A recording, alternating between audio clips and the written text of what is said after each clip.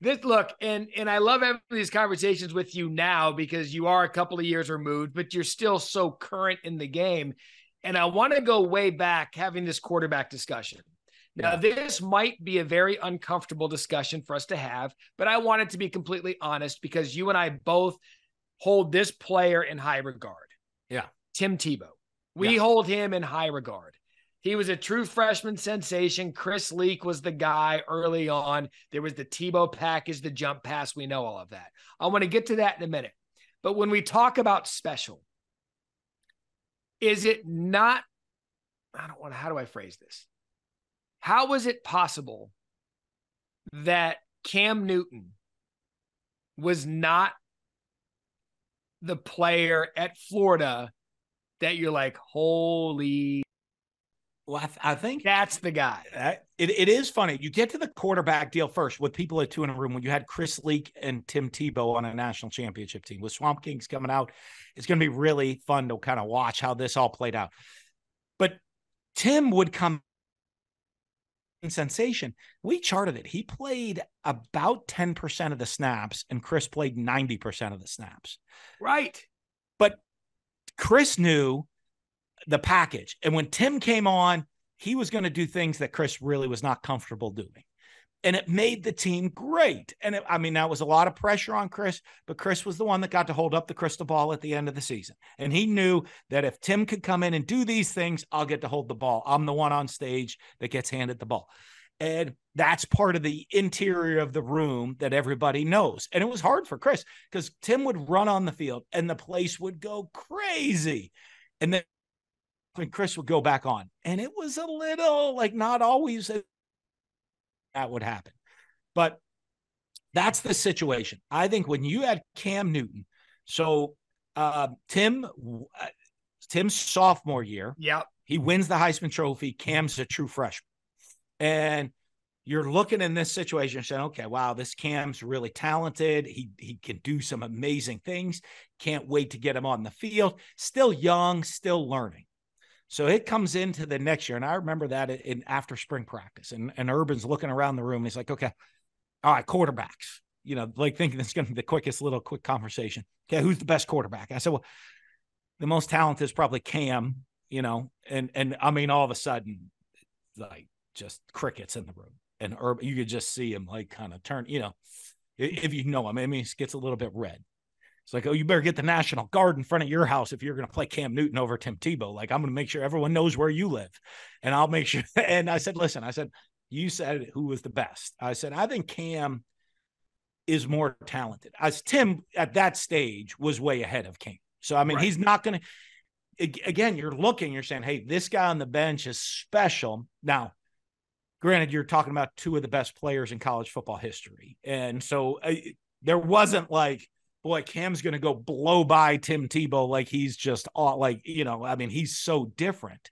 Tim was going to give us the best opportunity to win. Tim had the team behind him, but there are a lot of guys on that team, if you ask, that would see that Cam Newton and be like, wow, he is special.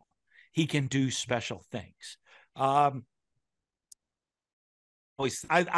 Tebow is the greatest college football player in history. If you look at his resume, and I loved him. You look at his resume, college football, and you look two national champions, 3-time All-American, Heisman Trophy winner, probably should have won more than one, but the fact they won't give him more than one, like I think 2-time runner-up, 1-time winner. You